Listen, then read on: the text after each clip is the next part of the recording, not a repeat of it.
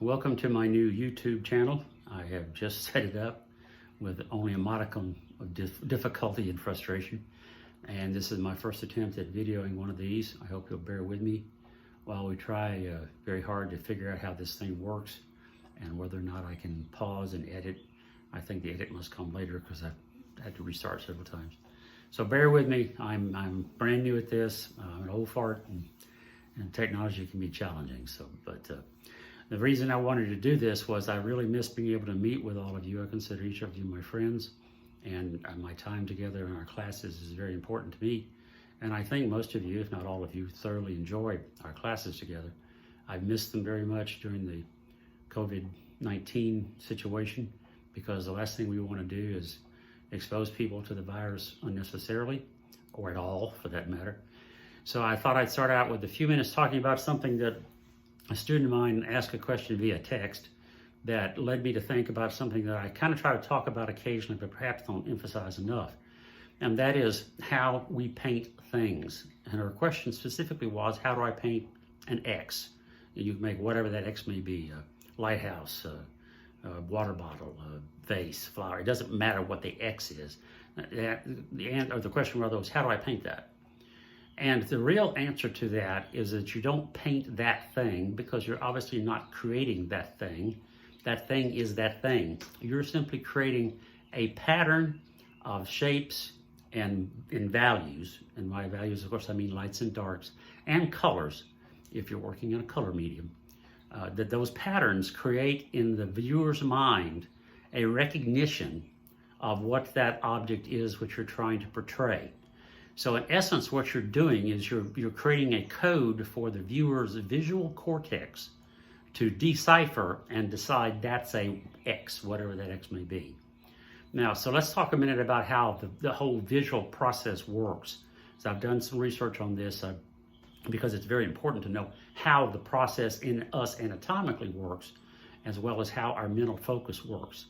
First of all, of course, everything that occurs and everything that we do or think or touch or move or feel is actually only being registered in our brains. Our brains are the central mainframe computer of our entire organism.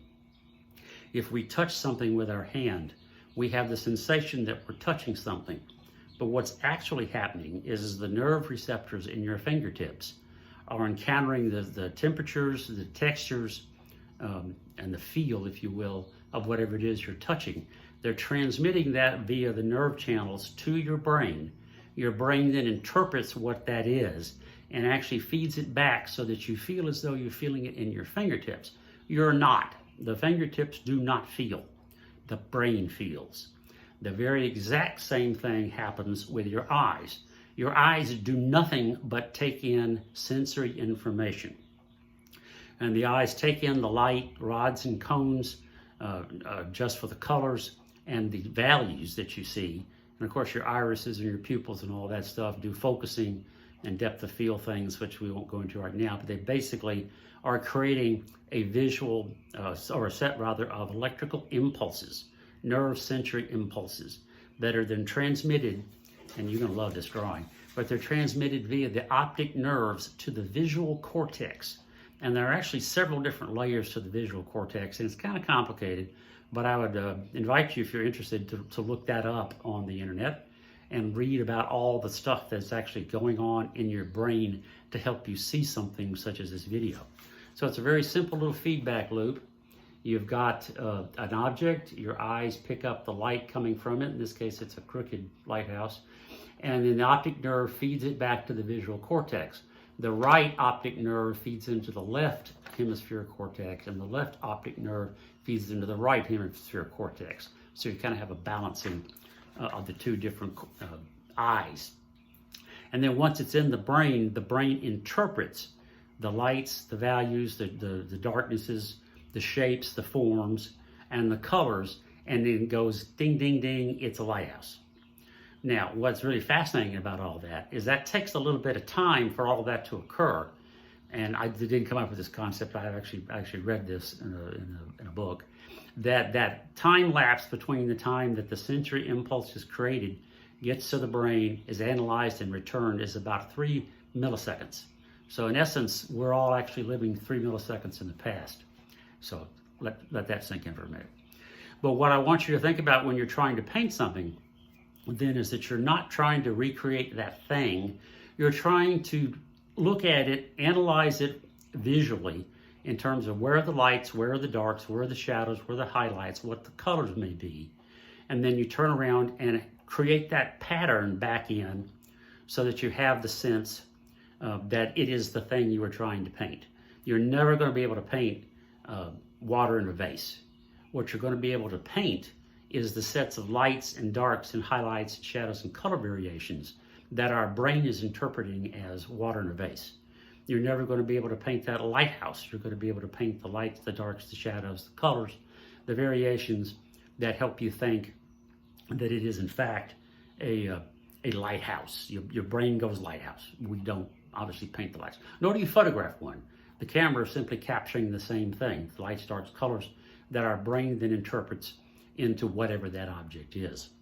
And of course, the key to our patterns, as always, is our, let me hold it over here, is our 3 fundamental geometric shapes and our 3 fundamental geometric forms. And our 3 fundamental geometric shapes are, of course, circle, triangle, rectangle, or square.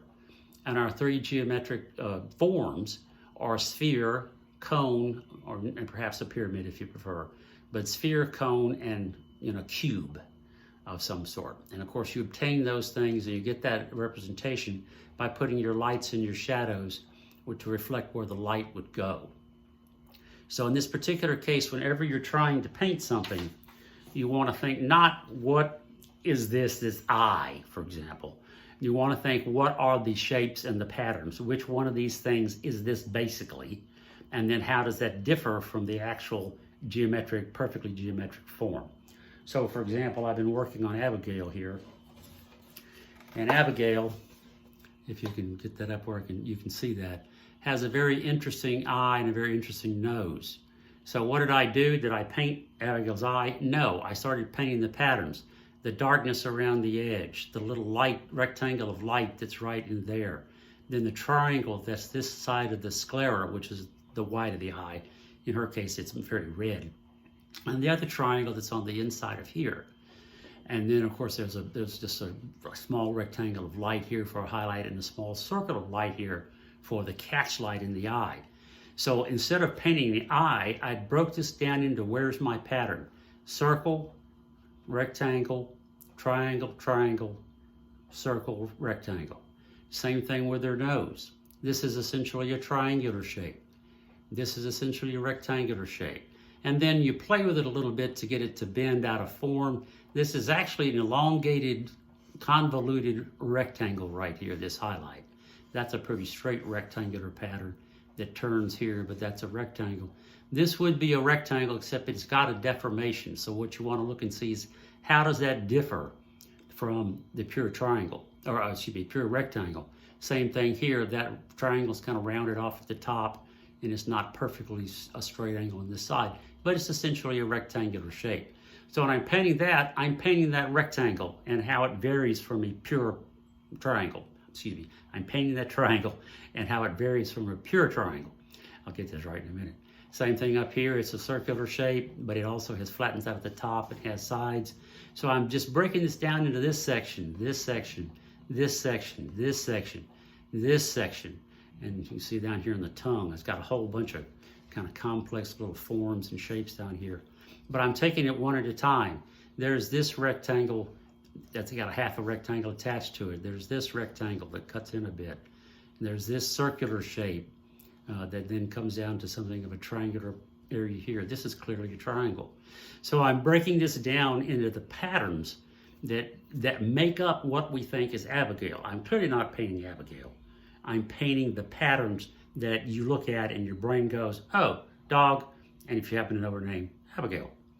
And when her person gets this pet portrait after it's completed, they'll look at it and think, Abigail.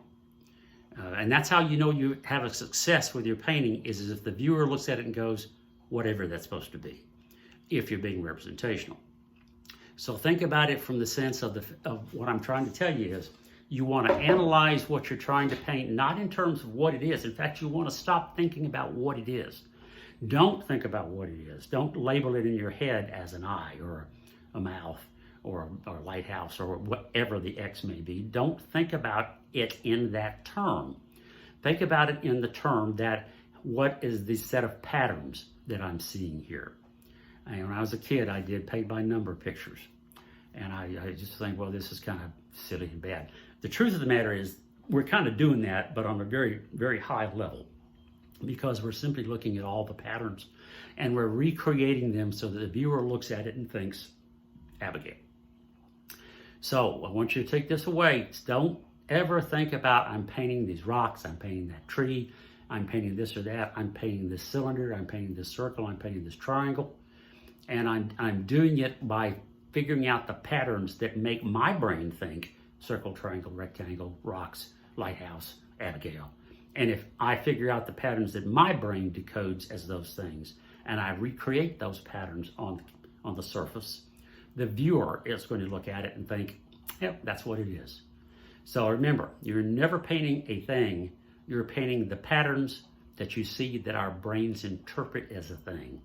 So live 3 milliseconds in the past and look at the thing you're trying to paint or draw or recreate and analyze its set of patterns and recreate those patterns, and you'll have a successful art piece. Hope you enjoyed this, and we'll see you hopefully in the future. Thanks.